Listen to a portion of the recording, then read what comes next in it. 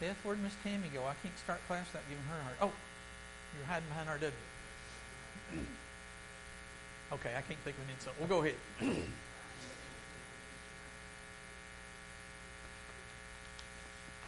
This morning, we're going to study about John Mark. Scott, have we got any books left? New books?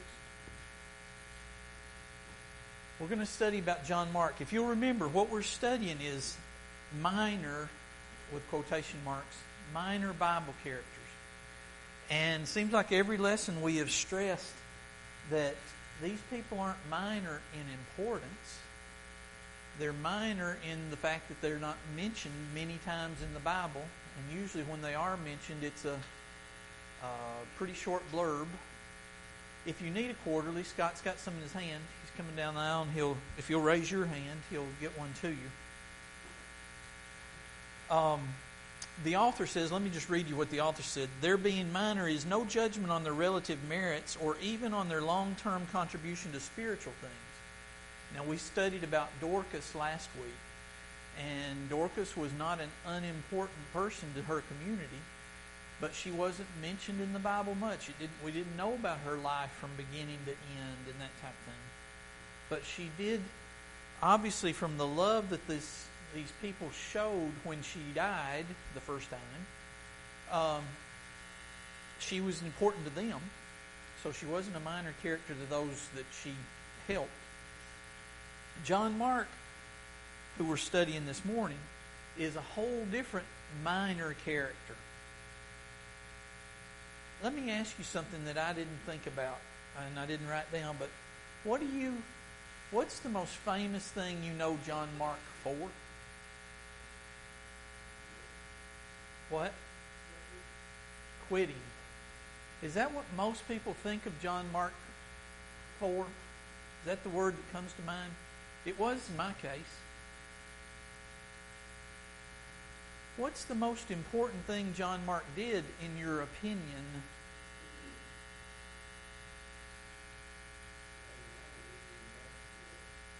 He did.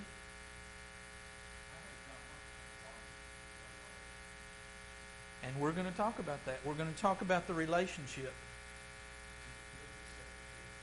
And he took good advantage of it. But let me say something to you that I didn't think about until I started reading this lesson. Matthew, Mark, Luke, and John. Who wrote Mark? What would the Bible be without the gospel, the fourth gospel? The author points out that let me tell you in this lesson, first off, there's a whole lot of supposition that the author has thrown in. There's a couple of things you're going to see, but one of them is tradition holds, in other words, maybe history, maybe rumor, maybe gossip, but tradition holds that Mark was the first gospel written. Now, the Gospels were pretty much written about the same subjects either way. So, timing-wise, that part's not different, but apparently it was the first one put on paper. At least the author thought so.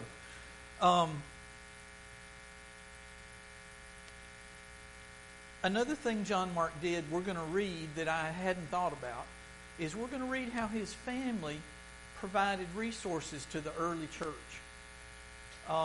His mother especially. We're going to see how she was a follower and a disciple of Christ. And because of that, after having studied this lesson, I've kind of got a feeling about her kind of like Lois and Eunice and Timothy. She was there for John Mark. She was pushing him. She was prodding him. She may be the reason. Remember what R.W. said about having a second chance? She may be the reason that Barnabas gave him the second chance, that created the second chance that made John Mark go on and be such a big influence on us. One thing to notice as we go through this is John Mark did not refer to himself in the gospel that bears his name. But there was one minor incident where we may be reading about Mark. And again, I need to get away from the Bible because there's a whole lot of tradition or opinion in this. But turn to Mark 14. And we're going to read a story, or the end of a story, in verse 51 and 52. Remember the night they came to get Jesus in Gethsemane? Judas walks over, kisses him on the cheek. The crowd of soldiers surrounds him, and they grab his arms or whatever they do to capture him. Well, at the same time, look at verse 51. A young man was following him, wearing nothing but a linen sheet over his naked body, and they seized him, but he pulled free of the linen sheet and escaped naked. This cat apparently, I don't know if he'd been asleep or if he just ran around with a sheet around him and that's all the time, but all of a sudden he comes down to find out what's going on. A little bit of nose problem. We've all had that, right? The neighbor's making a racket next door and you're peering out through the blinds. A young man appears wrapped in a sheet, kind of nosing around, wanting to see what's going on, and all of a sudden he gets caught up in it. And the Roman soldiers grab him, or Jewish leaders or whoever. Somebody grabs him, and he gets away. He leaves his sheet behind, so he's running around without many clothes on, if any. But he does escape. This is only told in the book of Mark. So the author took from that this may be Mark that was caught in this little trap. John Mark was obviously there in Jerusalem, and his family was heavily involved in the early church. When Peter, look in chapter 12, Acts chapter 12. Acts chapter 12. We're going to read verses 9 through 12 eventually. When Peter was delivered from jail, if you'll remember, he gets thrown in jail. Herod's going to kill him. But the angel gets him out. And Peter says in these early verses he wasn't sure if he was really out of jail or if this was just some kind of vision. But it turns out it was real. An angel's leading him out of jail. And then look in verse 9. And he went out and continued to follow, and he did not know what was being done by the angel was real, but thought he was seeing a vision. When they had passed the first and second guard, they came to the iron gate that leads into the city, which opened for them by itself. It's not such a big deal today, is it? Today we've got garage door openers and it'll just open by itself. But back there on that manual door, if we started out and it opened all by itself, wouldn't you think, something's going on here? And they went out and went along one street, and immediately the angel departed from him. And when Peter came to himself, he said, "Now I know for sure that the Lord has sent forth his angel and rescued me from the hand of Herod and from all that the Jewish people were expecting." Then look at verse 12. That's the point I'm trying to get to. And when he realized this, he went to the house of Mary, the mother of John, who was also called Mark, where there were many gathered together and were praying. So apparently some of the members, if not all the members of the early church, were there at John Mark's mother's house. They were praying for Peter because they knew he was in jail. They knew that James, the son of Zebedee, had already been killed, and Herod had the same thing in mind for Peter. He was going to get him. But the Lord let the angel lead him out and lead him to safety. One other point, and this again may be opinion, but it may have been Mary's house when Jesus assembled with his disciples for the Last Supper. Back in Mark 14 again, there's not a whole lot to point to this, other than Mark's the only one that talked about it. Mark 14 and 15. Let me go back to 13. And he being Jesus obviously, and he sent two of his disciples and said to them, "Go into the city, and a man will meet you carrying a pitcher of water. Follow him. And wherever he enters, say to the owner of the house, the teacher says, 'Where is my guest room in which I may eat the Passover with my disciples?' And he will show you a large upper room, furnished and ready. Prepare for us there." The author thought maybe that was Mark's mother's house. So maybe I'm wrong. Now, John Mark, let's talk about the meat of this story. John Mark first appears in Acts early in the preaching partnership between Barnabas and Saul. So on page 37 of your workbook, of your quarterly, let's read the first two verses that this author is using for the text. And Barnabas and Saul returned from Jerusalem when they had fulfilled their ministry, and they also took with them John, whose surname was Mark. So there's our first mention of Mark's name. Now, whether he was back in Mark and he was the cat in Gethsemane that had the sheet around him, we don't know. And verse 5 of chapter 13, and when they arrived in Salamis, I don't know, they preached the word of God in the synagogue of the Jews. They also had John as their assistant. So far things are going well, right? Let's talk a little bit about the story that's going on here. Turn to Acts 11. Acts 11. I want to try to set up for you what happened here. Barnabas gets sent from Jerusalem. Oh, wait, let me back up a little further. Stephen gets killed. The Christians in Jerusalem, remember, the church started in Jerusalem, the day of Pentecost. They go along, they're putting all their things together. Everybody's living out of a common pocket. All of a sudden,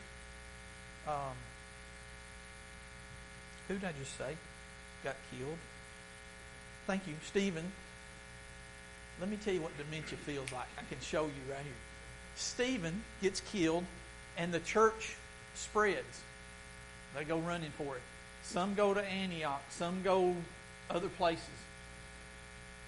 Antioch's important because a missionary, a church planting effort starts, I guess. Maybe that's the way to put it. Look in Acts chapter 12, verse 19. Why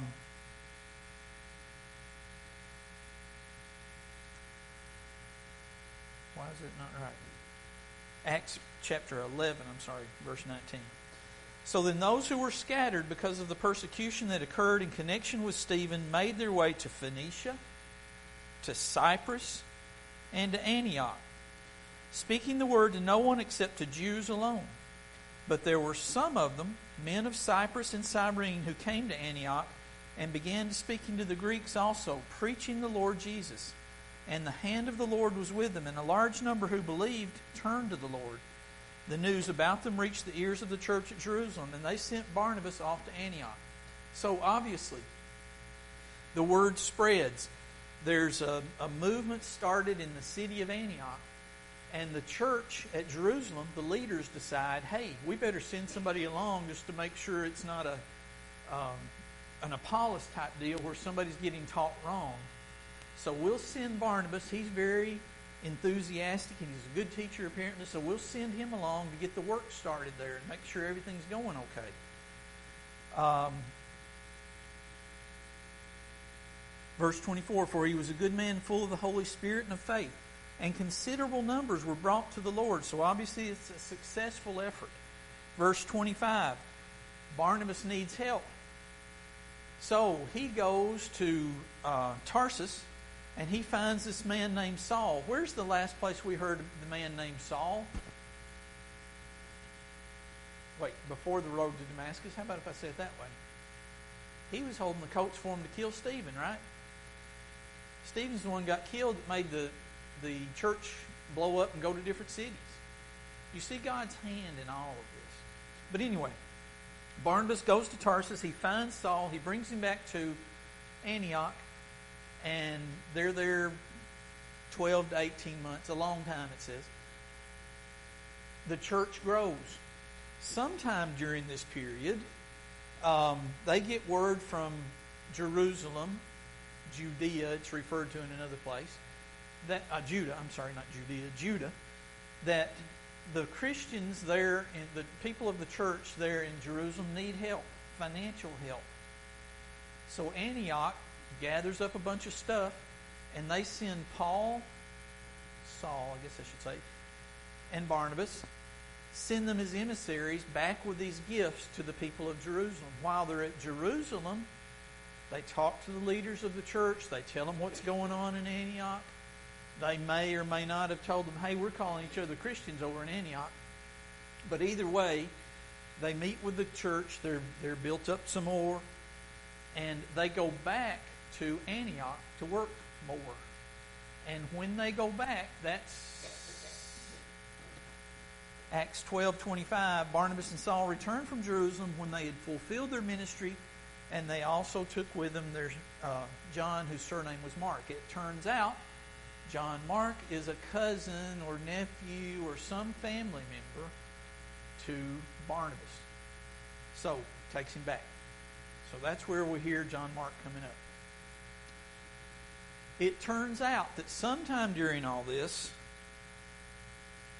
Paul and Barnabas had traveled around and started some churches. Cyprus and Phoenicia, we mentioned a minute ago. Whether they were started by them or not, doesn't matter. They decide, hey, it'd be a good idea. In fact, Paul mentions it, that we ought to go back to these churches that are started and see how they're going, try to build them up, that type thing. Barnabas says, hey, remember Barnabas? He's called the son of encouragement, right? Barnabas says, hey, this would be a good idea. Let's get John Mark and hit the road. But the verse I left out, look at verse Acts 13:13. In some of these travels, Barnabas and Saul. Now, when Paul and his party set sail from Paphos, they came to Pergia and Pamphylia, and John, departing from them, returned to Jerusalem. John Mark, apparently, I don't know if he gets homesick. That's what I would have done. Have I ever told you my homesick story, Joseph? Grandbetty still has a letter, or 3 or 4 letters. When they sent me to Castle Heights, I was a bad child. They sent me to Castle Heights in the summers between 6th and 7th grade and 7th and 8th grade. I used to write these letters home. Please come get me. Don't leave me here. I don't like it. And then I'd cry and I'd let the teardrops fall on the letter, thinking that might do some good. It didn't do any good. So Aiden's not the first one to try this crying trick. But Aiden wasn't the first one to try this crying trick. You did it too. So, how did I get off on that? John Mark leaves him for some reason. Whether he gets homesick or whether he just doesn't like being a preacher and all this travel, but he goes home. So, when Paul and Barnabas get ready to take this other trip to go back and touch bases again with all these churches, Barnabas says, great, I'll get John Mark, we'll pack up, we'll hit the road. And Paul says, that's fine, you hit the road, but you're not going with John Mark and me. And they come to trouble. But one of the lessons I want us to see out of today's lesson is, even though they disagreed, and apparently disagreed pretty strongly, enough that they couldn't come to an agreement, there wasn't trouble between them. And in fact, you almost see God's hand, God's providence in this, in that now what Paul says is, fine, I'll take Silas with me, and we're going to Greece. And Barnabas says, fine, I'll take John Mark, and we're going to Cyprus. So instead of having one missionary team and not getting as much done, all of a sudden there's 2 missionary teams. And obviously, if 2 heads are better than one, 2 hands are better than one, more gets done. Yes, Jack?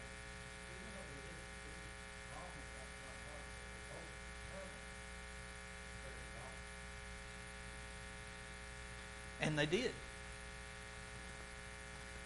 The lesson to be learned there is, I think, one of the lessons, there are going to be things we disagree with our brothers and sisters today. As long as it doesn't involve matters of salvation. In the words of the great Frozen, which I'm sure I'll get to hear sometime during this afternoon, between now and 6 o'clock, let it go, let it go, let it go. Now, that's real easy for Johnny to stand right here and say, just because you don't agree wholeheartedly every time, let it go. Don't get mad. Don't bear a grudge. I'm the world's worst. If Susan Law was in here, she would tell you the way I handle confrontation is ignore it completely. That's the way I handle it. Susan Tucker Law, on the other hand, the way she handles confrontation is shout it out right then, get it off your chest, and don't be mad in 10 minutes. Me, it can take a week, 10 days, 2 weeks, rest of your life. It's hard to have a marriage where somebody wants to talk about it and somebody wants to ignore it, because you never get together. But we've done it for a long time. But the lesson to be learned here is there's going to be disagreements. We all have families. We all have friends. Can you think of one person you agree with every day, all the time? What are you whispering about back there, young man? Oh, sorry. Billy Piper. Billy Piper went to lunch with Susan and I once when we hadn't been in town long, and this was back when Digger's office building was a restaurant. And I still remember, because I asked Susan about this every now and then, I still remember one day we were sitting there and he said, you know, Ella Lee and I have never had an argument in our married life. And later I turned to Susan and I said, that's because he does everything Ella Lee says, word for word. But it wasn't true. There's no way you can live with somebody 50 years and not have arguments. I just can't see that. Have you done that, Chris? Might as well get you in trouble too. It's just, we're going to have disagreements. We've got opinions, and they're going to be different. The lesson to be learned is Paul and Barnabas were able to get through this, and God's word not only went on, God's work not only went on, but it went on better because there were two teams instead of one. Okay?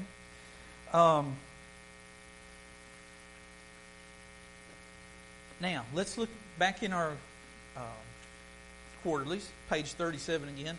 Acts 15, verse 35 through 41. This is basically, I didn't read this, did I? Again, I'm back on that dementia thing. This is basically showing the breakup. Paul and Barnabas also remained in Antioch, teaching and preaching the word of the Lord with many others also. Then after some days, in other words, time passed, Paul said to Barnabas, let us now go back and visit our brethren in every city where we've preached the word of the Lord and see how they're doing. Now Barnabas was determined to take with them John called Mark. But Paul insisted that they should not take with them the one who had departed from them in Pamphylia and had not gone with them to the work. Then the contention became so sharp that they parted from one another. And so Barnabas took Mark and sailed to Cyprus. But Paul chose Silas and departed, being commended by the brethren to the grace of God. And he went through Syria and Cilicia, strengthening the churches. So, this happens. Now, fast forward a few years. We're going to read a couple of verses. Might as well go ahead and read them now. Colossians 4:10 and 2 Timothy 4:11. And what we're going to see is, I thought that was me. What we're going to see is Mark, about how things went with Mark. So here's Paul talking. Aristarchus, my fellow prisoner, greets you, with Mark the cousin of Barnabas, about whom you received instructions. If he comes to you, welcome him. That sounds pretty good. Paul must not be mad at Mark. And Mark must be working pretty hard. He wants him there. Only Luke is with me. Get Mark and bring him with you, for he is useful with me to the ministry. This second mentioning is from Timothy. And what happened is he's in the Roman prison for the second time, and he writes this letter to Timothy. And he says, you go find John Mark and bring him with you, and you all come to me because I need some help. And he would be helpful. This is the same Mark that some years before he didn't want to take on a missionary trip. Excuse me. So I think the point to see is, John Mark was a good laborer. Maybe not at first, but at some point he was very useful to Paul. And our last text of the day is 1 Peter 5:13. She who is in Babylon, elect together with you, greets you, and so does Mark my son. The author's of the opinion that this is 12 to 14 years later, after the split between Barnabas and Paul. So basically what his point is, and the reason for reading this, is he's also been helping Peter. So he was of some help in the Jerusalem church there. Peter refers to him as my son. Now, I don't know where we are on time, but lessons to be learned here this morning from what we've read and what we've talked about. We've talked about the being able to disagree without being disagreeable, being able to respect the other's opinion even though we don't agree with the other one's opinion. That's real easy to stand up here and talk about, but it's hard to do in practicality, isn't it? We think we're right, therefore you must be wrong, therefore my opinion's superior to yours, why aren't you getting on the program? The second thing to see, the lesson I think we need to learn here this morning, is we need to mature. Somehow we think that from day one a person is baptized and they should be a fully mature, full-blown Christian. Well, we see with John Mark apparently that wasn't the case. And I'll bet if we could stand outside ourselves and look back at us, we'd think, it's okay, Johnny. You needed to grow, you needed to mature. But when I'm judging my brother or sister, I don't think that. I think you ought to be able to do this. You ought to know better than that kind of thing. In other words, we judge our brother and sister harder than we would ourselves. Right? What other lessons are there from this morning? Oh, my last one. I had 3. Everybody's important. Every contribution that you can make, and I'm not talking about monetary contribution, I'm talking about working for the church, working in the church, speaking to someone else. Anything you can think of that helps the church, if it's nothing but wiping down the walls, whatever, they're all important. It takes that. We have to physically keep this building up, don't we? So we can have church services here.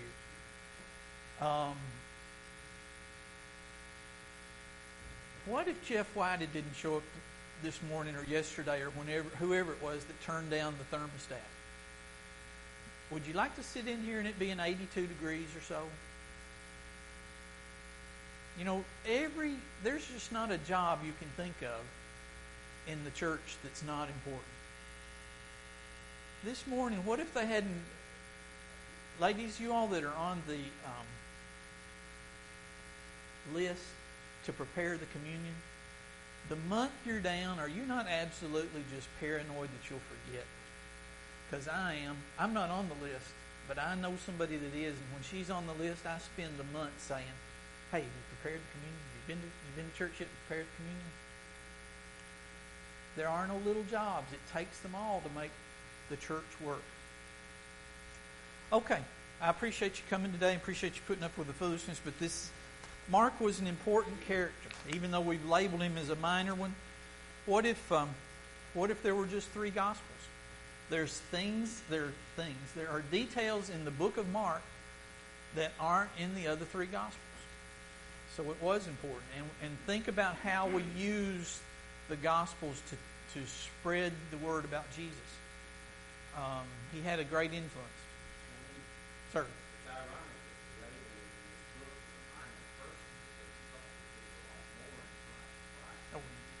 Yeah. It's not recorded. It's not written down.